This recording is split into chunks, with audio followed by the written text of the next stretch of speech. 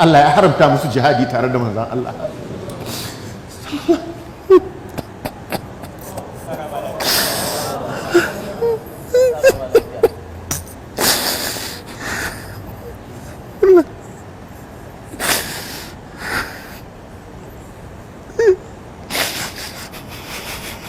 Allah ya ce fa in raja'aka Allahu ila ta'ifatin minhum, idan Allah ya dawo da kai ya zuwa ga wata kungiya daga cikinsu, wato daga cikin waɗanda suka zauna ba su fita jihadi suka zauna a Madina cikin munafukai, Allah ya dawo wato idan Allah ya dawo da kai Madina ka zo ka haɗu da wata jama'a, ka zo ka haɗu da su wa'annan munafukan, fasta'adhanuka lil khuruj, suka nemi izinin ka dan su fita da kai su je su jihadi, su fita da kai su fita tare da kai su sake fita yaƙi fi sabilillah, faqul ce ne musu lan takhruju ma'iya abada, ba za ku fita tare da ni ba har abada, walan tuqatilu ma'iya aduwa, ba za ku yaƙi wani maƙiyi tare da ni ba har abada,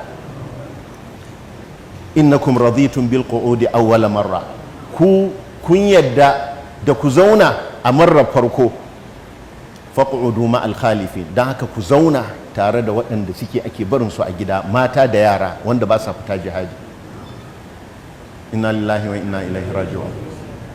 Wani ita ce ƙarshen asara. Bayan Tabuk manzon Allah sallallahu alaihi wasallam bai sake yaƙi ba, sun ki fita da shi. Allah ya ce ba za ku sake fita da ni ba. Allah ya haramta musu jihadi tare da manzon Allah.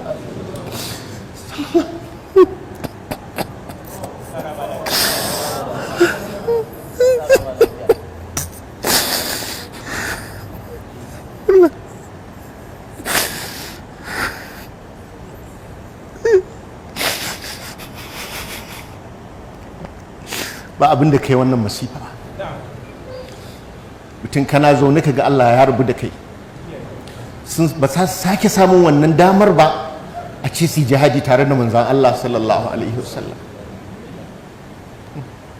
Saboda haka idan Allah ya baka damar bin Allah kaki baka sani ba, wata cila ita ce dama ta ƙarshe, ba za ka sake samun wannan damar ba.